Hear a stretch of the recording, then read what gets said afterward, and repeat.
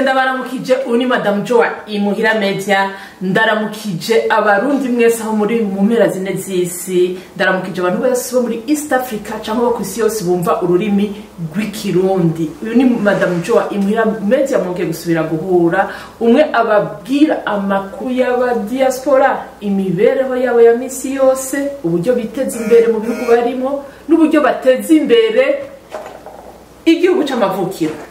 Uno musi turi kumwe n'umushitsi uyu mushitsi ne muramumenyereye ndabafinze mumuzi hehe mubyandika muri commentaire nuko abatamuzi rero reka yipresente karibu muri imuhira media.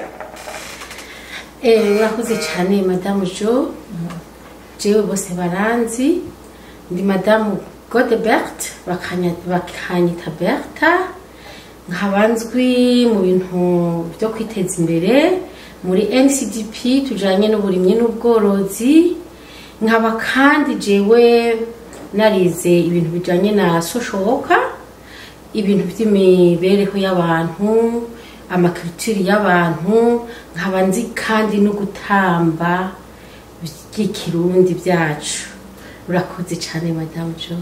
Urakoze Godebert uratubwiye umwuga wawe ngaho muri Edmonton ibyo wize mugabo hari ibindi bintu nigeze kumva wize mu Burundi bijanye n'imibano n'imibereho n'iterambere ry'abarundi imbere yuko uza ngaho ibintu byanageze kuvuga ngo warize ibintu by'ama development communautaire nta kuciriye cyane gose. Urakoze jewe nize social work and community development ndaronka licence muri ibyo bintu kandi narabikozemo ubu rero mu Burundi ndiko ndateza imbere abanyagihugu muri development du peuple par le peuple et pour le peuple kandi bigeze kure muri mu burimyi n'ubworozi.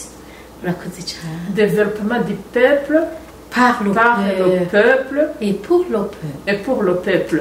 Yeah. Bon, woshobora kubisobanurira ico kintu ni giki? Urakoze ico kintu no kuvuga ko ari terambere ry'abanyagihugu ribavako rikongera rikabasubirako. Donc bariteza imbere barabimenya bakiteza imbere umuntu akabafasha hanyuma ibintu byose bakora bikabiri ivyo kwiteza imbere kwitabana cyane cyane akamu k'umukuru w'igihugu avuga ati umwe wese aronka icyo afungura umufuko uronka ifaranga no kuvuga rero twebwe turafasha abanyagihugu muri byo mu byo kwiteza imbere mu burimyi n'ubworozi bibasubira ko rero so kuvuga ko bizosubira kwa Madame Berthe ariko Berthe nawe bizomuha akarusho no gukundisha abanyagihugu igihugu cabibarutse. Murakoze cyane Berthe murakoze cyane gose murumvise muramenye Berthe uwariwe n'umuntu ariko arateza imbere ibintu by'uburimyi n'ubworozi mu gihugu cacu c'amavukiro ariko no munsi sico kiganiro twatuzanye Godebert. Oya no munsi twazanywe n'ikindi kiganiro God ahantu turi Edmonton mu gihe giheze naragiye ahantu sanga abantu bariko batamba imbyino z'ikirundi hari amakominote yose presque nka yose ndabona banezerewe cyane uburyo abana b'u Burundi bariko baratamba haravuzwe n'ibintu by'utuze haravugwa ibintu byinshi hajya hano ni hehe. Urakoze cyane Madame Jo. Twebwe twari twibereye muhira hama turumva telefoni dusaba yuko twoja gupresenta ibintu bijanye n'imico kama y'abarundi hari kuri Northwest hajya hari kuri Northwest College niho twari tugiye gupresenta imico kama y'abarundi hama rero turategura imbyino z'ikirundi mugabo twasavye uruhusha umupresident wa communauté atwara abarundi kugira amenye yuko hari ikintu kiriko kiraba muri communauté yiwe araduhurusha rero turabitegura ndashiramwe abana banje ndashiramwe abandi bose bifuza gutamba rero twarabikoze. Yego none bari ba telefone we Berthe cyangwa bari bainformye la communauté? Ni vyiza cyane urakoze Madame Jo. Bareformye umupresidente wa communauté y'aba mama utwara ntuze abamama bisata c'abamama muri community y'abarundi egome yitwa Madame Nadege Uwimana. Madame Nadege Uwimana baramutelefona hama munyuma cariyumvira ati reka ndondere Madame Berthe hama nanje mbu umuntu w'intwari ndabimufasha rero baraza kubitegura niko kuza kubiprezana muri Northwest College. Oyo rero usanzwe muri communauté none umunywanyi muri communauté y'abarundi. Jewe ndi umumambre wa communauté burundaise undi nkahongira nkaba umumama umwe muri groupe y'abamama bagize communauté y'abarundi.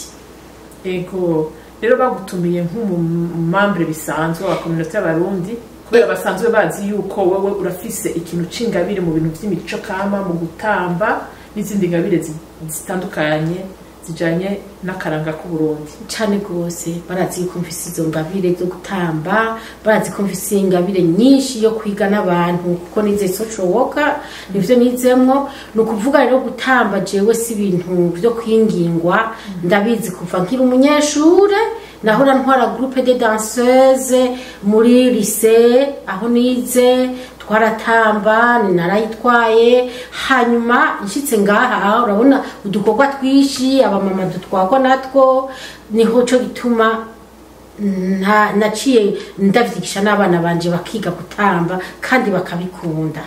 Ego none muri Northwest hari biki hari habaye nihe evenement yabaye ituma yuko boca batumira mwebwe nk'abarundi? Urakoze cyane Madame Jo. Muri Northwest hari ibintu batumye ko ama communauté yose baza gupresenta ama culture yabo hama natwe baraduhamagara kugira ngo tuze gupresenta danse burundaise.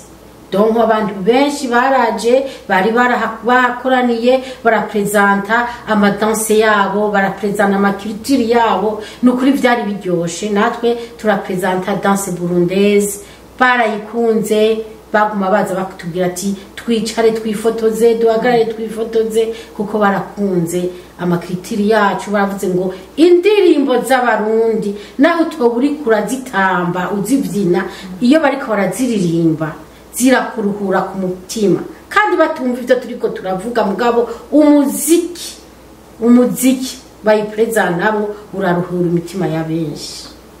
Amen amen. Urumva ndababwira ikintu kimwe iyo naribere murazi yuko Madame Jo ari umunyarusaku ahantu hose habaye ibikorwa by'abarundi ca nifatira kamera nkiruka inyuma yabo nkabangiye kwirabira baratamba gushika naho mbona na sari irahagurutse iratamvye ikirundi. Ego kandi mwarashobora kuvuga kaze cyane gose hariho n'abautorité bo ngaha batandukanye je ne sais pas amabanga babajejwe muga niho bari vraiment nabo nyene barahagurutse baradufasha gutamba ikirundi vyari biryoshe cyane gose none bivuze iki kijya gikorwa nka Canada yakoze guhamagara ama communauté yose kugira yerekane imico n'akaranga mu banyagihugu bo muri Canada.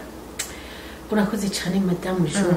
Kuba igihugu ca Canada spécialement aha muri Edmonton yaratumye ko abantu bose ngo berekana amaculture yabo bituma wewe nk'umurundi ari ngaha urerekana culture yawe uriya mu kindi gihugu akamenya ati abarundi bafise culture imeze gutya, abarundi bafise teranga, abarundi bafise imimerere imeze gutya muri culture yabo.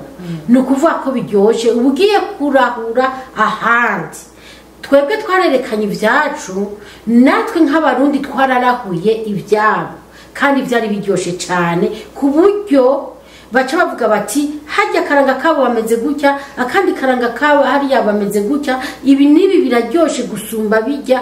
Ni naco gituma uzosanga baratwemereye ko bazohora baduhamagara kugira ngo dupresente la culture burundaise barayikunze cyane.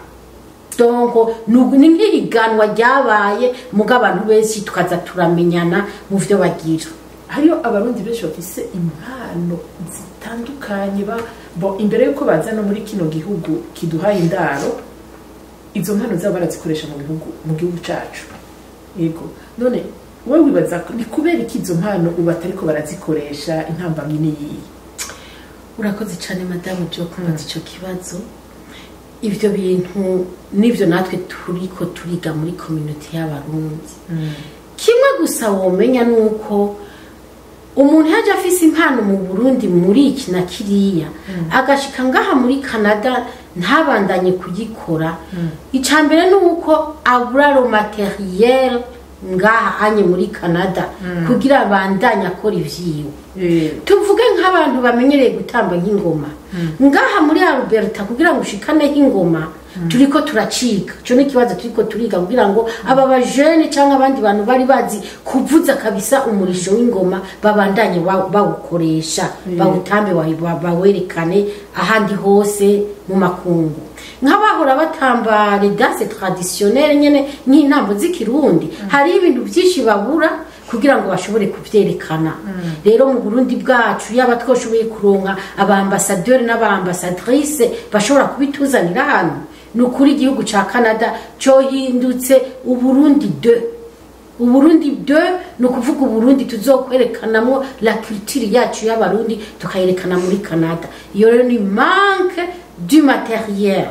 Ikindi ca kabiri hari naho tworonka niyo materiel hama tukabura disponibilité des gens. Abantu bagatwagwa n'udukorwa twishi ugasanga iyo mpano barose irikira yoyoka ntibashobore kwibandanya kubera iki babuze umwanya ya shift ya go ugasanga barabuze umwanya mugabo barose umwanya bakaja kuvyerekana. Izo ni point zibiri essentielles zituma abantu badashobora gukora badashobora kwerekana impano bari bafise ngaha mu Burundi bari bafise mu Burundi ngo bavyerekane hano muri Canada. Ujya mwanya ego nukuri naje ndamaze kubona amashift yo ngaracuritse hari abakora mu weekend hari abatakora mu weekend hari abakora mu ijoro hari abakora ku mirango iyo bahanye isango bikanka yuko bahura kubera badahuza ntuze amashift ego kugira bashobore gutegura bakore ico kintu gituma chamamaza la culture burundaise. Mugabo hariyo nandi ntuze ama club menshi atandukanye ngaha mu Burundi abambe muri Canada ariko aravyuka baragerageza uko bashoboye bagahura malgré que n'ama club baracatandukanye hama tukaba tubasaba yuko mwogira urunani mw'abantu bamubwira urunani muhure rimwe apana bamwe babitegurira hariya abandi bakabitegurira hariya abandi bakabitegurira hariya no turasabye ko umunsi umwe muza muragira urunani kugira mugaragaze ako karanga mu bantu bagakunda bifuza kugakunda kandi bifuza no kukamenya.